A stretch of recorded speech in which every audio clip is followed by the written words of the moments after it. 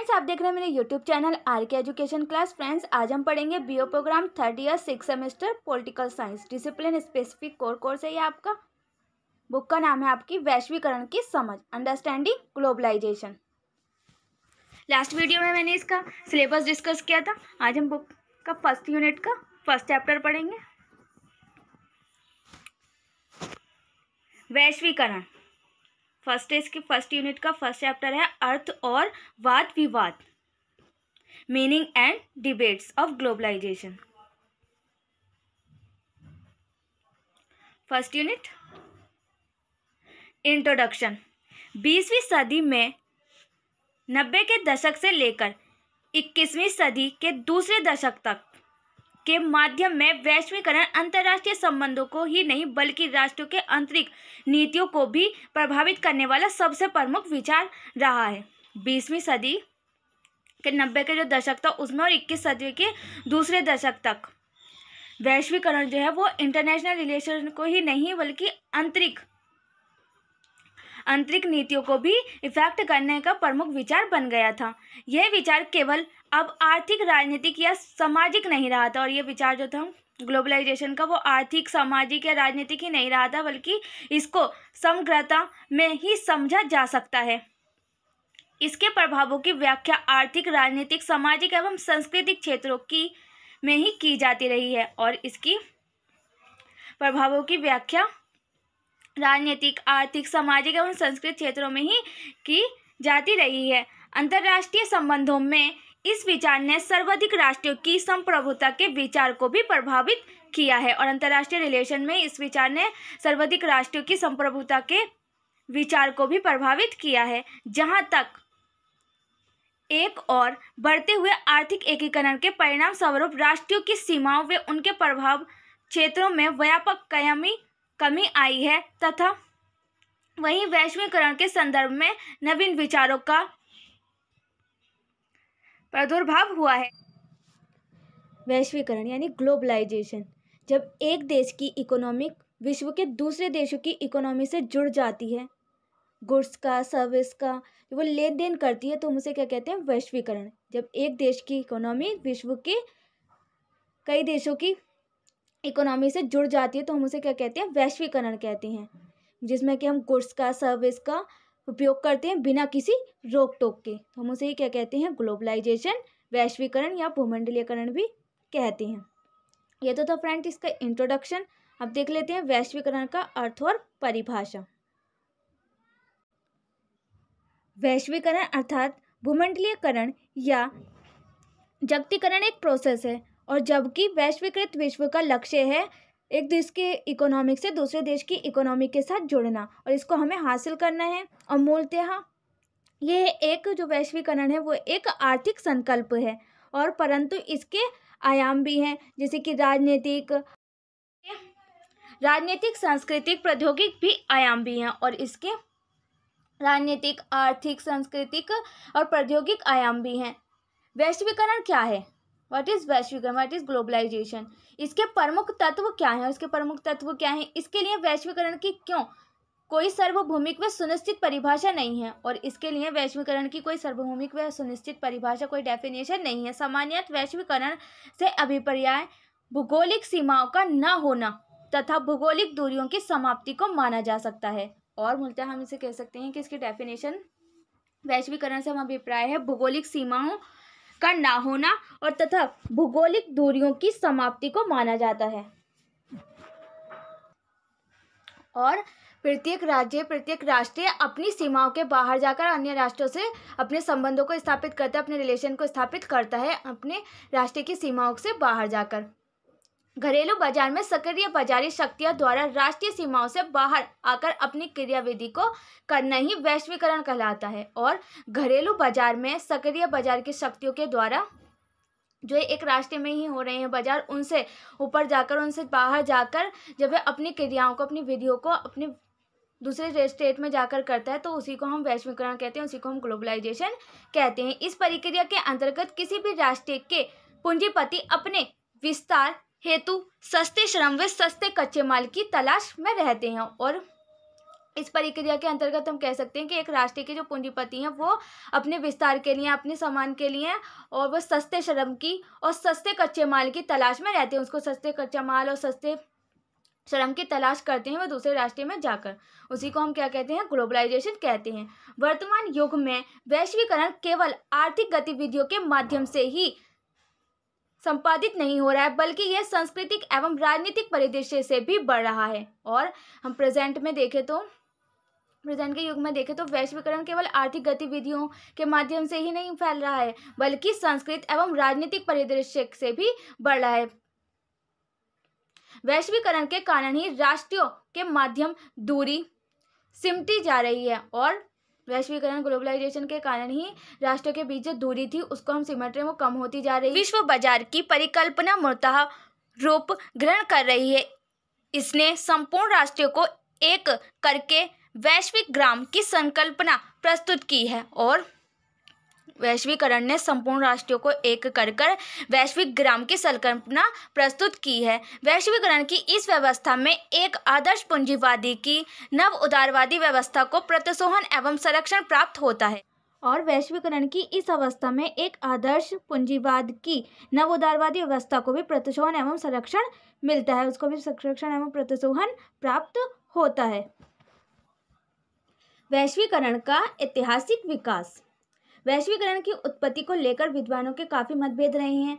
अधिकांश विद्वान मानते हैं कि जो वैश्वीकरण वो 20वीं शताब्दी की देन है, 20वीं शताब्दी की देन है वैश्वीकरण। पर उसमें से ही कुछ विद्वान मानते हैं, जो दूसरे विद्वान हैं वो ये मानते हैं कि वैश्वीकरण जो है वो अलादीन के चिराग के जिन की तरह एक का एक से 20वीं शताब्दी में उत्पन्न नहीं हुआ है। उसका जन्म जो है वैश्वीकरण का वो 20वीं शताब्दी में नहीं हुआ है, बल्कि इसका वैश्वीकरण का स्वरूप तो प्राचीन काल से ही विकसित होता चला आ रहा है। इतिहासकार शुद्ध एवं महात्मा तथा राजा तब धन, शक्ति एवं ज्ञान की खोज में नए नए मार्गों की तलाश करते हुए दूर दराज की यात्रा करते थे। जैसे कि जो पहले के इतिहासकार थे, साधु थे या महात्मा जो थे या राजा थे, वो धन, शक्ति एवं ज्ञान के लिए नए नए मार्गों की तलाश करते हुए दूर दराज में यात्रा करते थे। दूर दराज की बहुत बहुत दूर जाकर उसकी यात्रा करते थे। वहाँ पर वो धन को देखते थे, ज्ञान की खोज करते थे, शक्ति की खोज करने के लिए वो दूर दूर जाते थे, राजा, महात्मा, साधु आदि। और उदाहरण स्वरूप रेशम मार्ग जो चीन से लेकर यूरोप तक फैला हुआ था, जो विश्व के एक बड़े भूभाग को आपस में जोड़ता था। उदाहरण के लिए हम ले सकते हैं कि जो रेशम का जो मार्ग था वो चीन से लेकर यूरोप तक फैला हुआ था और जो कि विश्व के एक बड़े भूभाग को आपस में जोड़ता है एक बड़े भूभाग को, विश्व के एक बड़े भूभाग को, तथा आर्थिक रूप से लोगों के जीवन को प्रभावित कर रहा था। और आर्थिक रूप से, इकोनॉमिक कि हम रूप में देखें तो लोगों के जीवन को वो इफेक्ट कर रहा था। वैश्वीकरण का प्रारंभिक चरण माना जा सकता है, जब उसको हम वैश्वीकरण का प्रारंभिक चरण मान सकते हैं, यानी कि फर्स्ट चरण मान सकते हैं वैश्वीकरण की, जो कि विश्व के बड़े भूभाग को आपस में जोड़ता रहा है और आर्थिक रूप से लोगों के जीवन को भी प्रभावित कर रहा था। मध्यकाल में भी चंगेज खान और तैमूर लंग के जो साम्राज्य था उनका, दोनों का, चंगेज खान और तैमूर लंग का जो साम्राज्य था, उन्होंने भी विश्व के एक बड़े भूभाग को जोड़ा था, जो कि आधुनिक वैश्वीकरण का अल्प विकसित रूप माना जाता है। बट वास्तविक वैश्वीकरण की शुरुआत हुई थी वह आधुनिक काल में, विशेषकर औद्योगिक क्रांति के पश्चात यूरोप और अफ्रीकी देशों के बीच जो मध्य व्यापारिक संपर्कों के विस्तार में देखी जा सकती है। अमेरिका की खोज ने संपूर्ण घटनाक्रम को ही बदल दिया और जब 1492 में कोलंबस द्वारा अमेरिका की जो खोज की गई, उसमें संपूर्ण घटनाक्रम को ही पूरी तरह से बदल दिया। आगे चलकर 18वीं सदी में पुर्तगाल के व्यापारियों ने अफ्रीकी महाद्वीप में अपना व्यापार का प्रसार करते हुए फैक्ट्रियों की स्थापना की और 18वीं शताब्दी में पुर्तगाल के जो व्यापारी थे, उन्होंने अफ्रीकी महाद्वीप में अपने व्यापार का प्रसार करते हुए फैक्ट्रियों की स्थापना की। एशिया, अफ्रीका व लैटिन अमेरिका में औपनिवेशिक शासन व्यवस्था की स्थापना इस प्रक्रिया का ही परिणाम था और एशिया, अफ्रीका व लैटिन अमेरिका में जो औपनिवेशिक शासन की व्यवस्था की जो स्थापना हुई वो इसी प्रक्रिया का, इसी प्रोसेस का परिणाम था। 19वीं सदी का वैश्वीकरण मुख्यतः औद्योगिकरण की प्रक्रियाओं से संबंधित है। और 19वीं सदी का जो वैश्वीकरण था वो मुख्यतः किनसे, औद्योगिकरण की प्रक्रियाओं से ही रिलेटेड था। इसके अंतर्गत कई घरेलू वस्तुओं का उत्पादन किफायती कीमतों पर होता था, और इसके अंतर्गत घरेलू वस्तुओं का जो उत्पादन था, प्रोडक्शन था, वो भी किफायती कीमतों पर होता था। और निरंतर जनसंख्या में वृद्धि के कारण इन वस्तुओं की मांग सदैव ही बनी रहती थी, और निरंतर जैसे जैसे पॉपुलेशन इंक्रीज होती जा रही थी उसी के कारण इनकी डिमांड जो थी वो सदैव ही बनी रहती थी। महाशक्तियों की व्यापारिक नियंत्रण की चाह समाजवाद में के विस्तार के रूप में एशिया, अफ्रीका और लैटिन अमेरिका में फैली। और महाशक्तियों की व्यापारिक नियंत्रण की जो चाह थी वो समाजवाद के विस्तार के रूप में एशिया, अफ्रीका और लैटिन अमेरिका में फैली, और तथा इससे आगामी वर्षों तक कई समस्याएं उत्पन्न हुई, और इससे कई समस्याएं, कई प्रॉब्लम भी उत्पन्न हुई। कुछ विद्वानों का मत है कि प्रथम विश्व युद्ध से पूर्व वैश्वीकरण का नेतृत्व ब्रिटेन ने किया था, और कुछ विद्वानों का कहना है कि जो प्रथम विश्व युद्ध है उससे पूर्व वैश्वीकरण का नेतृत्व ब्रिटेन ने किया था, और द्वितीय विश्व युद्ध के पश्चात उसका नेतृत्व अमेरिका ने किया था। और प्रथम विश्व युद्ध का जो नेतृत्व था वो तो से पश्चात जो किया था वो तो ब्रिटेन ने किया था, और दूसरे विश्व युद्ध के पश्चात तो उसका नेतृत्व अमेरिका ने किया था। 20वीं शताब्दी के माध्यम से जिस वैश्वीकरण के युग की बात की जाती है वह बहुराष्ट्रीय कंपनियों का विस्तार है। और 20वीं शताब्दी के जो माध्यम से जो वैश्वीकरण के युग की बात की जाती है वो क्या है, बहुराष्ट्रीय कंपनियों का विस्तार है। जैसे जो बहुराष्ट्रीय कंपनियों का विस्तार बढ़ता गया तो वो क्या था, 20वीं शताब्दी के माध्यम जिस वैश्वीकरण के युग की बात की गई वो बहुराष्ट्रीय कंपनियों का विस्तार है, जो यूरोप एवं अमेरिका में स्थापित थी, जो कि यूरोप एवं अमेरिका में स्थापित थी, तथा वैश्विक स्तर पर विज्ञान के क्षेत्र में हुई तकनीकी विकास, नवीन ज्ञान व उत्पादों के विकास से संबंधित था। और जो यूरोप एवं अमेरिका में स्थापित थी और वैश्विक स्तर पर विज्ञान के क्षेत्र में जो हुई तकनीकी विकास, नवीन ज्ञान एवं उत्पादों के जो विकास के संबंधित था, वह इस समय हुई अधिकांश वैज्ञानिक खोजों का संबंध पश्चिमी राष्ट्रों से था। पश्चिमी संस्कृति के प्रसार का कार्य व्यापक जनसंचार, फिल्मों, रेडियो व टेलीविजन से संभव हुआ। और पश्चिमी संस्कृति का जो प्रसार था, जो सब पश्चिमी संस्कृति बढ़ी वो जनसंचार के माध्यम से, फिल्मों के माध्यम से, रेडियो व टेलीविजन से संभव हुआ। और अंतर्राष्ट्रीय यातायात और जनसंचार के माध्यमों की भूमिका वैश्वीकरण के प्रसार में निर्णायक सिद्ध हुई। और अंतर्राष्ट्रीय यातायात और जनसंचार के जो माध्यम थे उसकी भूमिका वैश्वीकरण के प्रसार के लिए, वैश्वीकरण को बढ़ाने के लिए एक निर्णायक कार्य के रूप में सिद्ध हुई। विद्वानों का यह भी मत है कि वैश्वीकरण शब्द का प्रचलन 20वीं शताब्दी के अंतिम 2 दशकों यानी 1980 एवं 1990 के दशक में जब शीत युद्ध का अंत और सोवियत संघ के बिखराव के बाद आम हो गया। और कुछ विद्वानों का ये भी मत है कि वैश्वीकरण जो शब्द है उसकी प्रचलन, वैश्वीकरण शब्द का जो प्रचलन है वो 20वीं सदी के जो अंतिम 2 दशक थे यानी कि 1980 और 1990 का जो दशक था उसमें हुआ, जो कि शीत युद्ध का अंत था, जबकि शीत युद्ध का अंत हो रहा था और सोवियत संघ के विघटन उसका बिखराव के बाद आम हो गया था वैश्वीकरण का शब्द का यूज। और हम कह सकते हैं कि जो वैश्वीकरण जो वर्तमान रूप में जो प्रेजेंट में चल रहा है उसका स्वरूप लंबे घटनाक्रम का ही परिणाम है। लंबा घटनाक्रम चलता हुआ आ रहा है, उसी का ही परिणाम है, जो कि प्रेजेंट 1990 से लेकर प्रेजेंट के टाइम तक वैश्वीकरण पर। और इस विवाद ने नए विचार, राजनीति व अर्थव्यवस्था के दायरों को वैश्वीकरण के समर्थकों और आलोचकों में विभाजित कर दिया है। बाजार का प्रसार करने के लिए पूंजीवादी वैश्वीकरण के नेटवर्क का निर्माण किया। और जो कि वैश्वीकरण की आलोचना करते हैं उनका मानना है कि जो 20वीं शताब्दी के जो अंतिम वर्ष थे उसमें वैश्वीकरण के जो बड़े शासक विभाजन थे उन्होंने अपने निजी स्वार्थ के लिए, अपने प्रॉफिट के लिए, अपने खुद के प्रॉफिट के लिए विश्व बाजार का प्रसार किया, विश्व बाजार को बढ़ाया और इसके लिए पूंजीवादी वैश्वीकरण का नेटवर्क का भी निर्माण किया। जो आलोचना करते हैं उनका मानना है ये। और ब्रिटेन ब्रिटेन वुड्स संस्थाओं, पश्चिमी व यूरोप के विकसित पूंजीवादी देशों तथा बहुराष्ट्रीय निगमों के त्रिकोणीय संगम ने मिलकर वैश्विक संरचनाएं खड़ी की हैं। और पश्चिमी व पूर्व के विकसित पूंजीवादी देशों तथा जो बहुराष्ट्रीय निगमों के त्रिकोणीय संगम ने मिलकर वैश्विक संरचनाएं खड़ी की हैं, जिनकी रणनीति के अंतर्गत एक अनिच्छुक विश्व पर ऊपर से वैश्वीकरण थोपा जा रहा है। जिनकी रणनीति के अंतर्गत, जिनकी स्ट्रेटेजी के अंतर्गत एक अनिच्छुक विश्व पर ऊपर से वैश्वीकरण थोपा जा रहा है। उसको ऊपर से वैश्वीकरण थोपा जा रहा है, जो कि इच्छुक नहीं है। अनिच्छुक विश्व पर ऊपर से वैश्वीकरण थोपा जा रहा है। वैश्वीकरण के आलोचक बड़ी बड़ी बहुराष्ट्रीय कंपनियों की अनियंत्रित सत्ता व्यापार समझौतों तथा कमजोर नियंत्रण वाले वित्तीय बाजारों के माध्यम से उस सत्ता के कार्यान्वयन का विरोध करते हैं।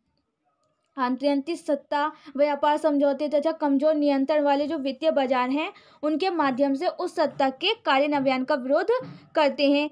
इन आलोचकों का आरोप है कि बहुराष्ट्रीय कंपनियां अधिक से अधिक लाभ कमाने के लिए श्रम सुरक्षा की स्थिति व मानकों, श्रमिकों को काम पर लगाने व मुआवजा देने के मानकों, पर्यावरण संरक्षण के मानकों, राष्ट्रीय विधायी प्राधिकार, स्वतंत्रता व संप्रभुता की शर्तों का उल्लंघन करते हैं। और इन आलोचकों का आरोप है कि जो बहुराष्ट्रीय कंपनियां हैं, वो अधिक से अधिक लाभ लगाने के लिए, अधिक से अधिक प्रॉफिट अर्न करने के लिए श्रम सुरक्षा की जो स्थितियां हैं, वे मानकों की, श्रमिकों को काम पर लगाने व मुआवजा देने के मानकों, पर्यावरण संरक्षण के जो मानक है उनको, राष्ट्रीय विधायी प्राधिकार को, स्वतंत्रता व संप्रभुता की जो शर्तें हैं उनका उल्लंघन करते हैं। बहुराष्ट्रीय कंपनियां अपना लाभ, अपना प्रॉफिट कमाने के लिए अधिक से अधिक अपनी श्रम सुरक्षा की स्थितियों को, मानकों को, श्रमिकों के काम करने पर, लागू करने पर उनके जो मुआवजा है उनके मानकों को, पर्यावरण संरक्षण के मानकों को, उनका उल्लंघन करती हैं बहुराष्ट्रीय कंपनियां। वैश्वीकरण के दावों के अंतर्गत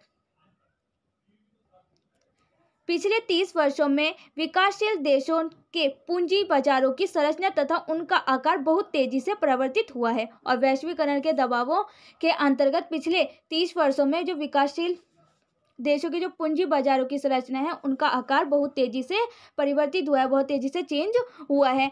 पूंजी बाजारों से नियंत्रण हटाने पर बल देना अंतर्राष्ट्रीय मुद्रा कोष व विश्व बैंक द्वारा समर्थित संरचनात्मक संयोजन कार्यक्रम का प्रमुख उद्देश्य रहा है। और पूंजी बाजारों से नियंत्रण हटाने पर बल देना अंतर्राष्ट्रीय मुद्रा कोष व विश्व बैंक द्वारा समर्थित संरचनात्मक संयोजन कार्यक्रम का एक प्रमुख उद्देश्य रहा है, उनका प्रमुख ऑब्जेक्टिव रहा है। इस दौरान कई विकासशील देशों ने समायोजन कार्यक्रम लागू किए, और इस दौरान कई जो विकासशील देश हैं उन्होंने समायोजन कार्यक्रम लागू किए और विदेशी मुद्रा विनिमय दर से नियंत्रण हटाया, और विदेशी मुद्रा विनिमय से नियंत्रण हटाया। उन्होंने अंतर्राष्ट्रीय पूंजी प्रवाह को भी सुलभ किया। उन्होंने पूंजी प्रवाह मतलब कि आदान प्रदान करना, एक देश से दूसरे देश की को आदान प्रदान करना, उसे हम कहते हैं प्रवाह। उन्होंने अंतर्राष्ट्रीय पूंजी प्रवाह को भी सुलभ किया, जिससे घरेलू बाजार अंतर्राष्ट्रीय पूंजी से जुड़ सके। जैसे कि जो घरेलू बाजार है, एक देश के जो अंदर जो व्यापार होता है उसको हम क्या कहते हैं, घरेलू व्यापार, तो उसको भी हम अंतर्राष्ट्रीय पूंजी से जोड़ सके, इसीलिए उन्होंने पूंजी प्रवाह पे जो सुलभ थे उनको भी हटा दिया। कई अंतर्राष्ट्रीय संधि व समझौतों द्वारा भी विकासशील देशों की पूंजी बाजारों में खुलने पर बल दिया गया, और कई अंतर्राष्ट्रीय संधि व समझौतों द्वारा भी विकासशील देशों के पूंजी बाजारों को खोलने पर भी बल दिया। वित्तीय सेवाओं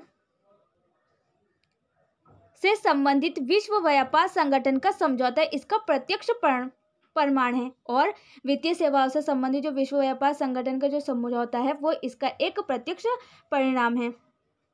पूंजीवादी वैश्वीकरण के विरोध संपूर्ण विश्व में 2 स्तर पर संघर्ष चला जा रहा है, और पूंजीवादी वैश्वीकरण का जो विरोध कर रहे हैं उसका संपूर्ण विश्व में 2 स्तर पर संघर्ष चला आ रहा है। एक तरफ जो जमीनी लंबवादियां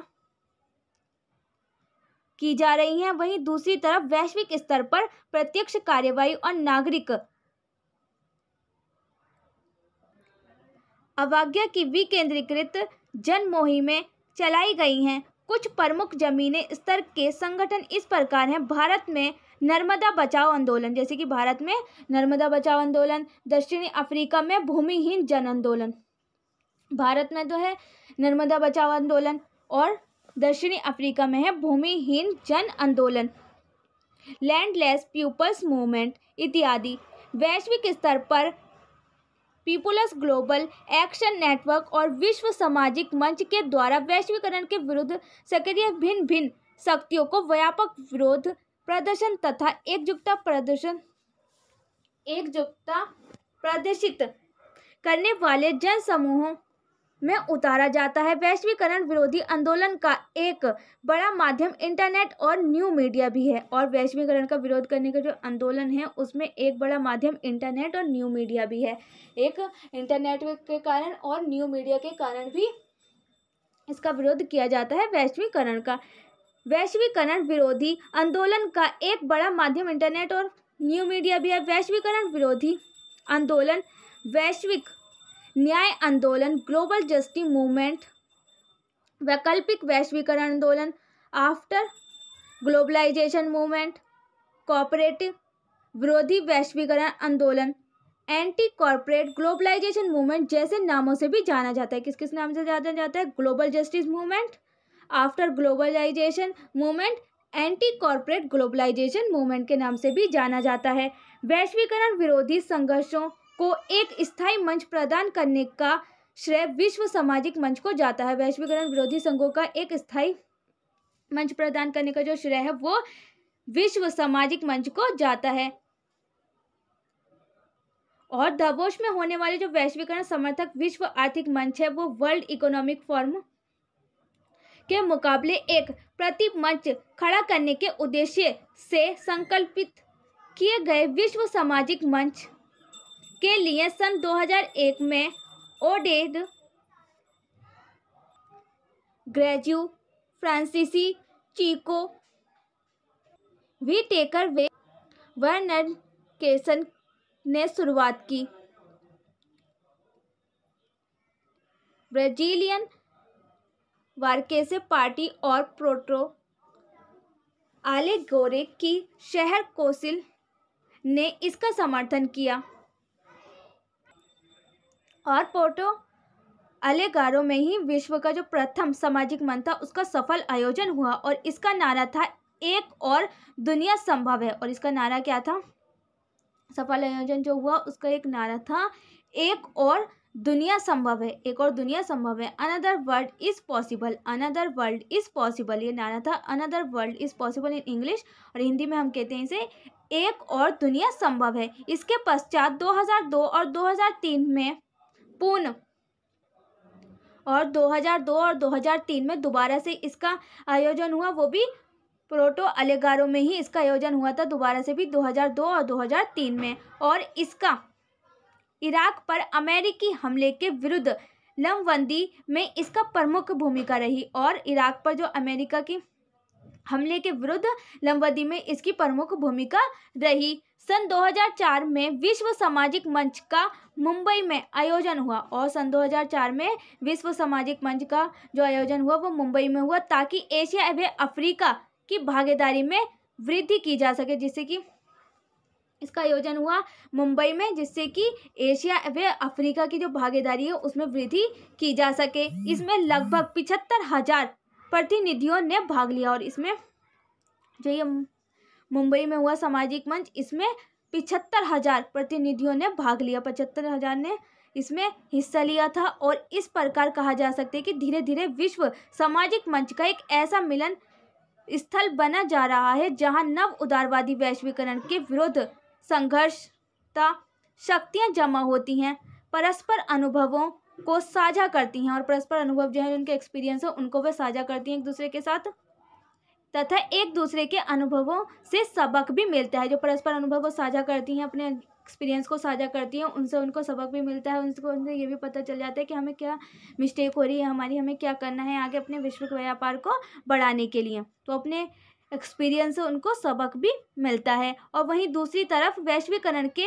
आलोचक जैसे ही आलोचना से परे जाकर विकल्पों के प्रश्न पर अपने विचार प्रस्तुत करते हैं, उनके बीच समानताएं खत्म हो जाती हैं। और जैसे ही दूसरी तरफ हम देखते हैं कि वैश्वीकरण के जो आलोचक है, जो वैश्वीकरण की आलोचना करते हैं, वो जैसे ही आलोचना से परे जाकर उनके विकल्पों के प्रश्न पर अपनी नज़र, अपने विचार प्रस्तुत करते हैं, तो उनके बीच समानताएं खत्म हो जाती हैं और विभेद प्रारंभ हो जाते हैं। और उसके बाद वो विभेद प्रारंभ हो जाते हैं। जैसे समानताएं खत्म होती है वैसे ही उनके विभेद प्रारंभ हो जाते हैं, उनके विभेद स्टार्ट हो जाते हैं। इनकी एक धारा राष्ट्रीयवादी किस्म की है और उनकी एक धारा राष्ट्रीयवादी किस्म की है, जैसे फ्रेंच नेशनलिस्ट फ्रंट। इस धारा के समर्थकों का तर्क है कि वैश्वीकरण के विकल्प में राष्ट्रीय राज्य की संस्थाएं को खड़ा न करना चाहिए और वैश्वीकरण के विकल्प में राष्ट्रीय राज्य की संस्था को खड़ा करना चाहिए। और इस धारा के जो समर्थक हैं उनका तर्क है कि वैश्वीकरण के विकल्प में राष्ट्रीय राज्य की जो संस्था है उसको खड़ा करना चाहिए। इनमें से कुछ समूह तो नस्लवादी और फासीवादी तर्क देते भी दिखाई दे पड़ते हैं और इसमें जो कुछ समूह हैं वो तो नस्लवादी और फासीवादी तर्क भी देते हुए दिखाई पड़ते हैं। और वैश्वीकरण के आलोचकों की दूसरी धारा राष्ट्रीयवाद अथवा संरक्षणवाद का समर्थन करने के बजाय विश्व को राष्ट्रीय सीमाओं में बांटने के सख्त खिलाफ है। और उसी तरफ दूसरी तरफ जो वैश्वीकरण के आलोचक हैं वो दूसरी धारा में राष्ट्रीयवाद अथवा संरक्षणवाद का समर्थन करने के बजाय विश्व के जो राष्ट्रीय सीमाओं में बांटा जाता है उनके सख्त खिलाफ है कि राष्ट्रीयों को जो सीमाएं उनको बांटा नहीं जाना चाहिए। उनका मानना है ये अगर बांटते तो वो इसके खिलाफ हैं। उन्होंने नो बॉर्डर नेटवर्क जैसी संस्थाएं बना रखी हैं और उन्होंने जो इसके आलोचक है दूसरे, उन्होंने नो बॉर्डर नेटवर्क जैसी संस्थाएं बना रखी हैं। ये समूह ऊपर से थोपे गए पूंजीवादी वैश्वीकरण के विरोध का एक ऐसी वैश्विक एकजुटता के स्वरूपों के समर्थक हैं जिससे उत्तम लोकतांत्रिक प्रतिनिधित्व, मानवाधिकारों की प्रगति और उत्तम लोक कल्याणी सत्ता के विकास का मार्ग साफ होता है। और ये समूह ऊपर से थोपे गए पूंजीवादी वैश्वीकरण के विरुद्ध का एक ऐसी वैश्विक एकजुटता के स्वरूप के समर्थक है जिसमें कि उत्तम लोकतांत्रिक प्रतिनिधित्व, मानवाधिकारों की प्रगति और उत्तम लोक कल्याणकारी सत्ता के विकास का मार्ग साफ होता है। जहां वैश्वीकरण विरोध चिंतन के परिणाम स्वरूप ऐसी संरचनाएं सामने आई हैं जिन्होंने इस आंदोलन को प्रेरणा व गति प्रदान की है, जिन्होंने कि इस आंदोलन को प्रेरणा व गति प्रदान की है। ऐसी प्रसिद्ध रचनाओं में से एक कनाडा के पत्रकार नाओमी कलिन की पुस्तक नो लोगो, जिसमें बहुराष्ट्रीय निगमों द्वारा अपनाई जाने वाली उत्पादन रणनीतियां व लोकप्रिय संस्कृति पर छाई ब्रांड प्रधान मार्केटिंग की आलोचना की गई है। यह पुस्तक वैश्वीकरण के आलोचकों के घोषणा पत्र की भांति बन गई है और ये पुस्तक है वो वैश्वीकरण के जो आलोचक हैं उनके घोषणा पत्र की भांति बन गई है। और व्याख्याता इको फेमिनिस्ट वंदना शिव की रचना बायोपाइसिस में दर्शाया गया है कि कैसे स्थानीय लोगों की प्राकृतिक पूंजी को बौद्धिक संपदा के रूपों में परिवर्तित कर दिया जाता है ताकि उसे किसी की व्यापारिक संपत्ति बनाया जा सके, जिससे कि वो उसे किसी की व्यापारिक संपत्ति बनाया जा सके। भारत की विख्यात इको फेमिनिस्ट वंदना शिव की रचना में दर्शाया गया है कि कैसे स्थानीय लोगों की प्राकृतिक पूंजी को बौद्धिक संपदा के रूप में परिवर्तित कर दिया जाता है और जिससे कि ताकि उसे किसी की व्यापारिक संपत्ति बनाया जा सके।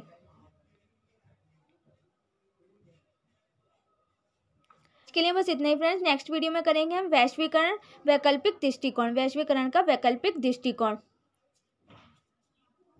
और फ्रेंड्स वीडियो को लास्ट तक ज़रूर देखें जिससे कि आपको पूरा कंसेप्ट क्लियर हो जाए। और इस चैप्टर का पूरा एंड होने के बाद मैं इस रिलेटेड क्वेश्चन भी करवाऊंगी इंपॉर्टेंट। तो सब्सक्राइब कर लें, लाइक शेयर सब्सक्राइब करना ना भूलें, साथ में बेल आइकन को प्रेस करें जिससे आने वाली वीडियो की नोटिफिकेशन सबसे पहले आपके पास पहुंचे। इस वीडियो को अपने फ्रेंड्स के साथ भी शेयर करें जिससे इस वीडियो का प्रॉफिट उन्हें भी हो। Thanks for watching.